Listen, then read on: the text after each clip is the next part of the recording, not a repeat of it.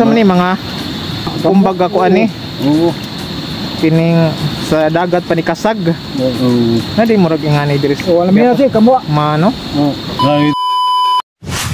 Mga ka-nature, kahibaw ba mo nga despite sa ka-trending sa lugar, sa ka-relaxing ug kanindot sa Sindangan River, na adi ay nagpahipi nga bahandi sa kinayahan, kana mao ang libreng panudan. Uwang mo ni. Grabe. Kuha diri unsa nga na Sindangan River? Sindangan oh. Na di gihapon murag ingani no, para sa dagat pang kasag ba. Oo. Oo. Unsa man nimo kanang kuan na naranas bato-bato ko uton? Di gikuha na kita ang bantak ngani. Ugma na. Hindi ma-shoot sila diha. Oh, ugma na may paon eh. Ugma na pulihon. Kadto kita kan ron ugma na. Ugma na to. Hapon, buntag. Buntag. Ano niya ganun kamo? Basta wala may manghilo. May isda diha pod.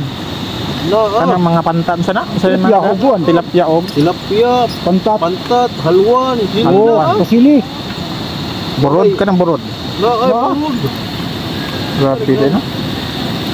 Busa mga ka-nature, kung gusto pa ta makatilaw og libreng panudan gikan sa tong kinaiyahan, ato ning ampingan.